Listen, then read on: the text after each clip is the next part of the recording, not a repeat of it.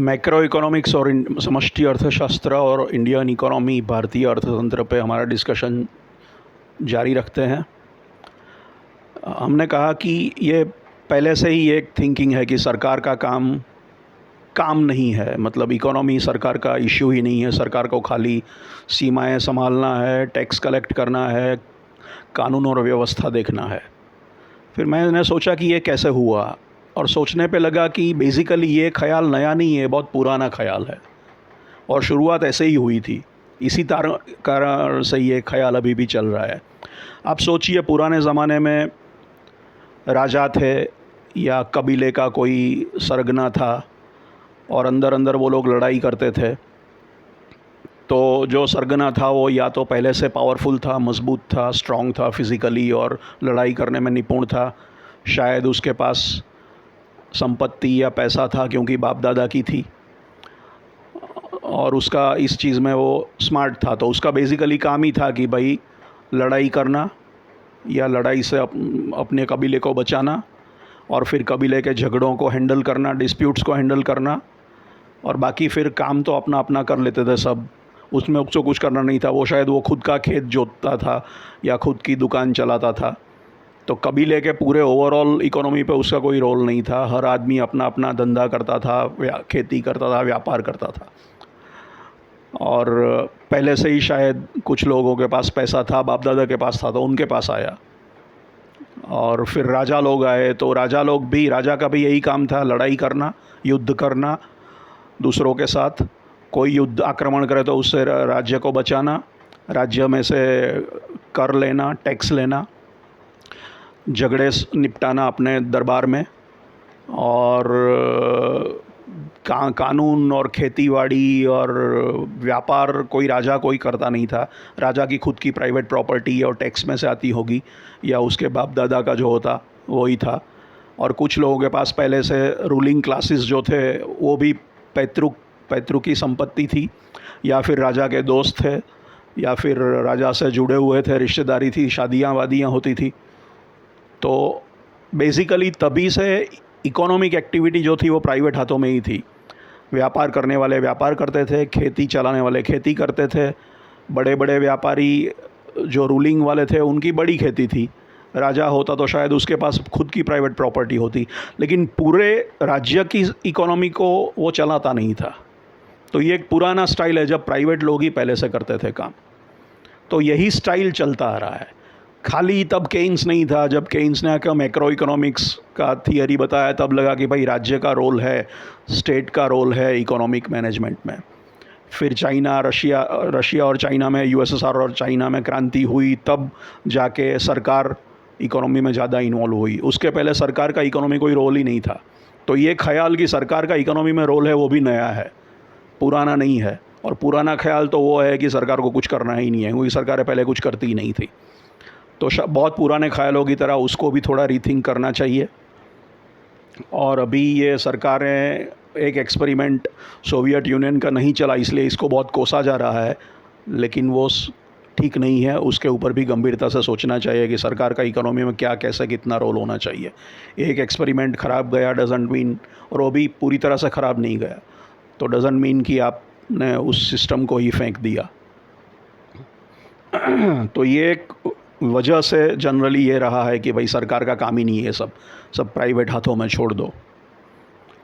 तो अब हम बात करते हैं, मैंने कहा था ऑटोमेशन वगैरह की बात करते हैं कि भाई लार्ज मैन्युफैक्चरिंग में ऑटोमेशन बढ़ता है, रोबोटिक्स वगैरह बढ़ता है, तो नौकरियां कम होती है, बिकॉज़ मशीन्स आते ही रहते हैं। और पहले ऐसा कहते थे कि मशीन आते हैं तो फालतू काम जो है, मजदूरी टाइप के काम, रिपीटेटिव बोरिंग काम, वो सब मशीन और रोबोट्स और वो सब करेंगे, तो इंसान जो है अच्छे क्रिएटिव सर्जनात्मक कामों के लिए फ्री हो जाएगा। लेकिन हुआ ये कि फालतू काम मशीनों ने कर लिया और इंसान उसमें से निकल गए, और उन्हों के पास करने के लिए और कोई काम तो बचे ही नहीं, तो वो बेकार हो गए। और ऐसा कोई नया काम आया नहीं है इसके हाथ में, नया सर्जनात्मक ज़्यादा अच्छे लेवल का काम। दूसरी एक दलील बहुत सालों से होती है, पहले से जो हमने स्वीकार ली है, अभी शायद उसको भी चेक करना चाहिए, कि जब ऑटोमेशन होगा तो ऑटोमेशन के कारण कुछ नौकरियां कम होंगी, लेकिन ऑटोमेशन के कारण नई इंडस्ट्रियों का जन्म होगा, क्योंकि मशीन आएंगे तो मशीन बनाने के लिए मशीन चाहिए, मशीन बनाने के लिए नई फैक्ट्रियाँ चाहिए, तो उन सब फैक्ट्रियों में काम पैदा होगा। तो ऑटोमेशन या मशीनरी या मैकेनाइजेशन होने की वजह से कुछ ह्यूमन काम कम हो जाएगा, उनकी नौकरियां चली जाएंगी, लेकिन ऑटोमेशन इंडस्ट्री को टिकाने के लिए फिर नई नौकरियां के सर्जन होगा। तो टोटली, और फिर जो बेकार हो गए हैं वो अपने आप को स्किल करके नया काम ढूंढ लेंगे, और कुछ नई नौकरियां होंगी, कुछ कम होंगी, लेकिन नई बड़ी ज़्यादा होंगी, तो एक्चुअली तो सरप्लस में रहेंगे हम। अभी ये कोई स्टडी बहुत बड़े स्केल पे हुआ नहीं है कि ऑटोमेशन के कारण कितनी नौकरियां गई, सामने कितनी का सर्जन हुआ, और प्लस में रहे या माइनस में रहे। पहली बात तो ये। दूसरी ज़्यादा इम्पोर्टेंट बात है कि ये इकोनॉमिस्टों के लिए बड़े लेवल पे ये आंकड़ा ठीक है, चलो 50 नौकरियां गई और 100 नौकरियां पैदा हुई तो 50 तो बढ़ी। लेकिन मैं एक एग्जांपल देता हूँ आपको। मान लीजिए 50 वेल्डर थे जो वेल्डिंग का काम करते थे, ITI से पास हुए, और 20-25 साल का वेल्डिंग का एक्सपीरियंस है, 40-45 साल की उम्र है। ऐसे 50 लोगों की नौकरी किसी कारण से चली गई, नई टेक्नोलॉजी, नई इंडस्ट्री के कारण, ऑटोमेशन के कारण, या जो भी है। और ऐसा नहीं कि वेल्डिंग के टेक्नोलॉजी में या समहाउ उनकी फैक्ट्री बंद हो गई। और अभी नौकरियां हैं सॉफ्टवेयर इंजीनियरों की, सॉफ्टवेयर डेवलपर की 100 नौकरियां हैं। तो क्या ये 50 वेल्डर अपने आप को रीस्किल करके सॉफ्टवेयर इंजीनियर बन पाएंगे? मेरी गारंटी है कि 50 में से एक भी नहीं होगा। ना उसके पास वो एजुकेशन है, ना स्किल है, ना क्वालिफ़िकेशन है, और बिल्कुल टोटल अलग चीज़ है। तो 100 नए सॉफ्टवेयर इंजीनियर्स को जॉब मिलेगी, 50 वेल्डर बेकार हो गए। आपको लगा कि आपने 50 नौकरियां तो ऐड की, अच्छी बात है, टोटली इन टोटालिटी में अच्छा किया, लेकिन जो 50 वेल्डरों की नौकरियां गई उनका क्या? वो तो बेचारे रास्ते पे आ गए। और अमेरिका में तो सोशल सिक्योरिटी है, आप बेकार हो तो कुछ भत्ता मिलता है, ये मिल। हिंदुस्तान में तो ये भी नहीं है। अब ये वेल्डर जाएंगे कहाँ अगर वेल्डिंग की डिमांड ही नहीं है? तो वो तो सॉफ्टवेयर इंजीनियर बन पाएंगे? क्या आपको लगता है पॉसिबल है? क्या कोई इंजीनियर सडनली मेडिकल की डिमांड आएगी तो डॉक्टर बन जाएगा? इतना लेवल का रीस्किलिंग पॉसिबल है? किसी के लिए नहीं। हज़ारों में एक शायद कर पाए, हज़ारों में एक। मोस्टली तो ये लोग आउट हो जाएंगे, तो इनका कौन ध्यान देखेगा? तो क्या वो उसको मरने देना चाहिए? ये आपका कानून है, तो ये कैसा कानून है? उनकी क्या गलती है?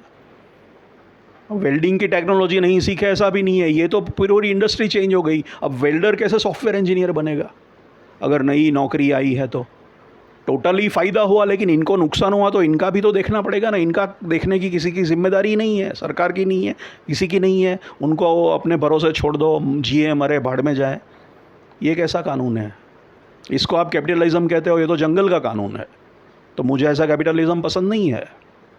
नेचर भले ही वो करे, हम तो सिविलाइज्ड हैं, जंगल का कानून नहीं है। वरना संस्कृति का मतलब क्या, सिविलाइजेशन होने का मतलब क्या? तो ये कोई बात नहीं है। या तो इन लोगों को काम धंधा पे रखना चाहिए, या तो सोशल सिक्योरिटी होनी चाहिए, या फिर फ्रीबी दो। फ्रीबी के सामने बहुत तकलीफ़ है लोगों को, तो काम दो ना। कौन कहता है फ्रीबी दो? इनको आप कुछ ना कुछ काम दो, उनके लायक काम दो, नालायक काम दो, कुछ तो काम दो, ताकि वो काम करे और कमा पाए और जी सके। और काम ही नहीं दे सकते, नौकरियां ही नहीं दे सकते, रोज़गार नहीं दे सकते, तो फिर खाना खिलाओ, पैसा दो, या फिर चीज़ें दो जिससे वो सर्वाइव हो सके। या कुछ नहीं करने का उनका, वो उनकी किस्मत है, उनको मरने दो। तो हिंदुस्तान में जो पैदा हुआ वो क्या आपका नागरिक नहीं है? उसका भी इक्वल वोट है। अदानी, अंबानी, रतन टाटा और एक भिखारी का एक ही वोट है, और सब इक्वल नागरिक हैं।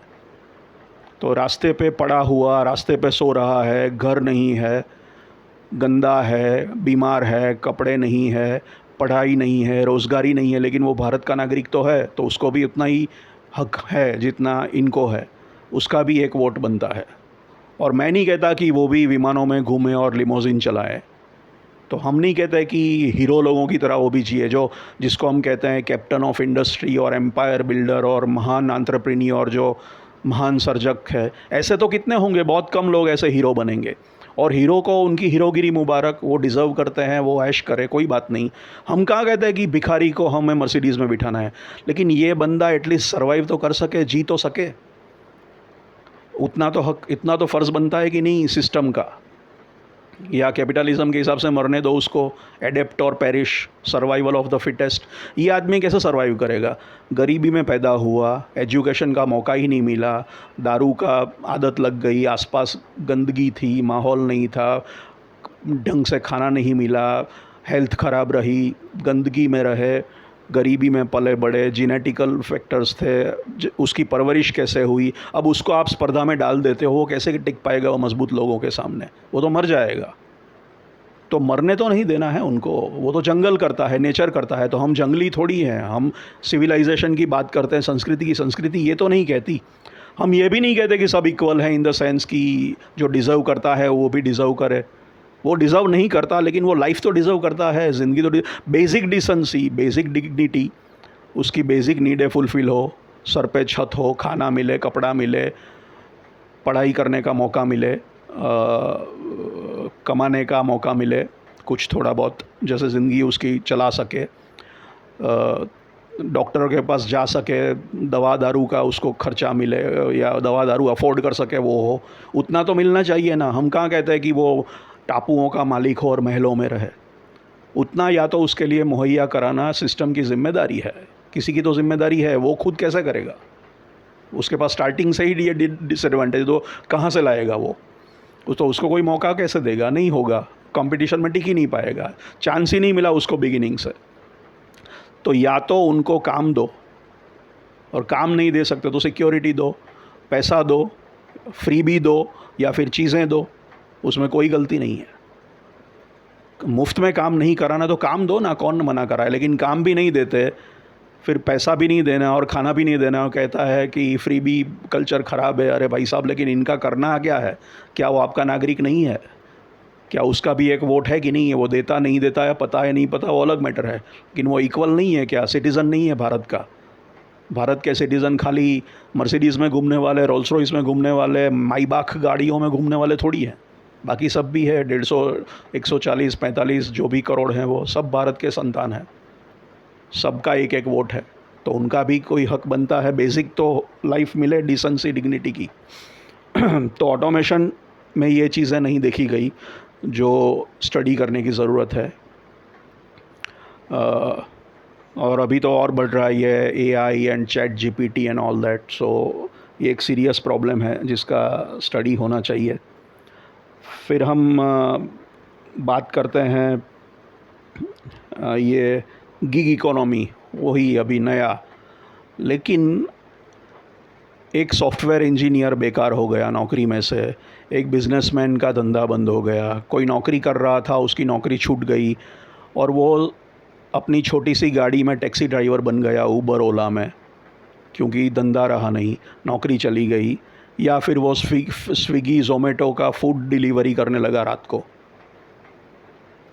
तो ये क्या कहो ये कौन सी आदर्श परिस्थिति है? क्या वो PhD, ME, MTech, ME, MBA, BE ये सब इसके लिए बना था कि वो टैक्सी ड्राइवर बने? इसके लिए उसने धंधा किया था, नौकरी की थी, पढ़ाई की थी कि वो रिक्शा चलाए, टैक्सी चलाए, घरों घरों में पिज़्ज़ा पहुंचाए? इसके लिए पढ़ाई की थी उसने?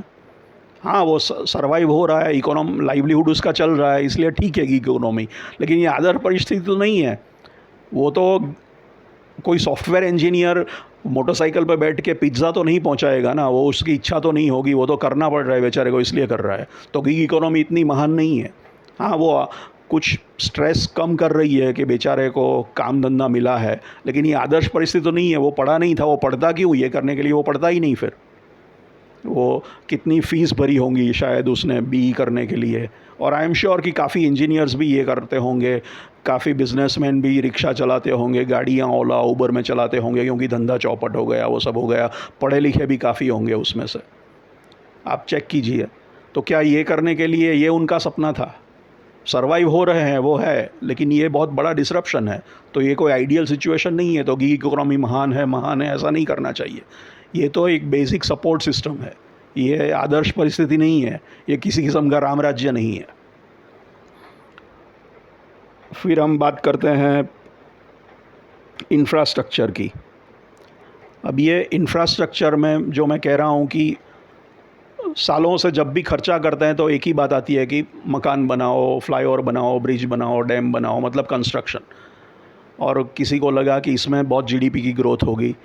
अब ये स्टडी भी कोई सुना है लेकिन मुझे पता नहीं कितना सही है और किसको इससे फ़ायदा होता है। उसको इसमें जो खर्चा होता है उससे थोड़ी बहुत इकोनॉमिक डेवलपमेंट होती है, लेकिन वो उसी सर्कल में घूमता है जो इस इंडस्ट्री से कनेक्टेड है। बाकी सर्कल में ये पैसा नहीं जाता, प्रोबेबली नहीं जाता होगा, क्योंकि पैसा हर जगह इक्वली घूमता नहीं है। वो अपने अपने सर्किट्स, अपने अपने पाथवे में जाके घूम के रुक जाता है फिर। तो वो कंस्ट्रक्शन इंडस्ट्री और इंफ्रास्ट्रक्चर इंडस्ट्री में ही घूमता रहता है। सालों तक उनको ही फ़ायदा मिल रहा है, औरों को मिला ही नहीं। जब भी सरकार ने खर्चा किया इंफ्रास्ट्रक्चर पे ही किया। और इंफ्रास्ट्रक्चर करने की ज़रूरत क्या है, इससे कितना फ़ायदा होगा? थोड़ी बहुत स्पीड बढ़ेगी, ट्रेन की स्पीड बढ़ा दो, विमान की स्पीड बढ़ा दो, तो थोड़ा बहुत स्पीड का फ़ायदा होगा, लेकिन इसमें इतना खर्चा करने से क्या जख मार लेंगे, क्या हासिल कर लेंगे? उससे काम न रुकता है थोड़ी है। 1 घंटा आपका बच गया तो 1 घंटे में आप कौन से तीर मारने वाले हो, और 1 घंटा कहाँ पास करना वो टेंशन हो जाएगी अभी तो, जब अब speedier faster trains and planes and what not. और कई बार ये, और दूसरा एक है कि लोगों को यह फिज़िकल एसेट दिखते हैं तो लगता है डेवलपमेंट हो गया। तो डेवलपमेंट का मतलब कंस्ट्रक्शन ही एक हो गया। एक बहुत बड़ी लाइब्रेरी बढ़िया बना दी लेकिन अंदर किताब नहीं है, और अगर किताब है तो पढ़ने वाला कोई नहीं, तो लाइब्रेरी के मकान को क्या करोगे आप? तो ये मकानों की स्टोरी है, इंफ्रास्ट्रक्चर की स्टोरी ऐसी है। जापान में ये हुआ था कि उन्होंने, जापान 2 तरह से एग्जांपल इंटरेस्टिंग है। जापान में सालों से इन्फ्लेशन है ही नहीं, कितना भी खर्चा करते हैं इन्फ्लेशन आता ही नहीं है। एक तो ये, और दूसरा जापान ने ये भी ट्राई किया कि काफ़ी इंफ्रास्ट्रक्चर और सिविल कंस्ट्रक्शन पे खर्चा किया, और फिर कहते हैं कि they build roads that lead to nowhere. रास्ते बनाए बड़े बड़े, लेकिन वो रास्ते कहीं जाते नहीं, इन द सेंस कि वो रास्ते पे कोई इस्तेमाल ही नहीं होता। तो चारों रोड बने हुए हैं, मकान बने हुए हैं, डैम बने हुए हैं, लेकिन कुछ फ़ायदा नहीं उसका, इकोनॉमी में कुछ ज़्यादा सुधार नहीं हुआ। तो हमारे यहाँ कुछ ऐसा ही इंफ्रास्ट्रक्चर पे हर बार इकोनॉमिस्ट जोर देते रहते हैं, ये भी ठीक नहीं है मेरे हिसाब से। दूसरा, कैपिटल वर्सेस रेवेन्यू। तो कैपिटल को भाव देते हैं, ये कैपिटल एसेट बनाया, प्रोडक्टिव एसेट बनाया। प्रोडक्टिव मतलब अब उससे पैसा आएगा, लेकिन पैसा कमाने की सरकार को ज़रूरत कहाँ है? हम तो वही बात कर चुके हैं कि सरकार को पैसा कमाना, सरकार के पास पैसा है तो पैसा कमाने की उसको ज़रूरत क्या है? और एक मकान बनता है, वो एक कैपिटल वन टाइम एक्सपेंडिचर किया और वन टाइम एसेट बना, और उसके सामने उतना ही खर्चा आपने 1000 आदमियों को पूरी ज़िंदगी नौकरी दी। तो मेरे हिसाब से दोनों इक्वली गुड है, या दूसरे वाला बेटर है, क्योंकि उनकी 1000 आदमी की ज़िंदगी आपने टिकाई, वो भी बहुत बड़ी बात है। सरकारी नौकरी दी उनको तो कोई ख़राब नहीं है, अगर उनको और कहीं नौकरी नहीं मिलती तो उनकी ज़िंदगी बचाई, उनको जीने का चांस दिया, सरकार ने सैलरी दी, काम दिया, वो इक्वल है मेरे हिसाब से। वो खर्चा मकान में बनाने से क्या फ़ायदा होगा? उससे थोड़ा बहुत फ़ायदा होगा, लेकिन कितना फ़ायदा और किसको फ़ायदा होगा? उसको ज़रूर है, या ऑलरेडी जो फ़ायदेमंद है उसको फ़ायदा मिल रहा है।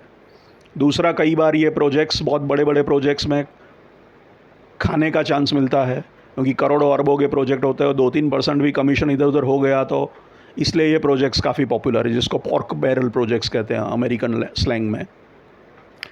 तो जापान में ये हुआ कि कोई मतलब नहीं था। और मैंने तो ऐसे एग्जांपल देखे हैं कि जहाँ ज़रूरत होती है और डिमांड होती है, काम होता ही है, बिज़नेस हो जाता है। लोग, ख़राब इंफ्रास्ट्रक्चर, पुअर रोड होते हैं फिर भी पहुंच जाते हैं। ऐसी कॉलेजेस हैं जहां लोग पढ़ते हैं जहां रोड के ठिकाने नहीं है। ऐसी इंडस्ट्री है जहां वो काम करती है लेकिन उसकी कनेक्टिविटी ख़राब है। सालों पहले इंफ्रास्ट्रक्चर क्या था, तब क्या लोग काम धंधा नहीं करते थे? एक्सपोर्ट, सूरत का बंदरगाह बहुत बड़ा था, स्पाइसेस, तेजाना और मरी मसाला और वो सब एक्सपोर्ट होता था, साड़ियाँ एक्सपोर्ट होती थी सालों पहले।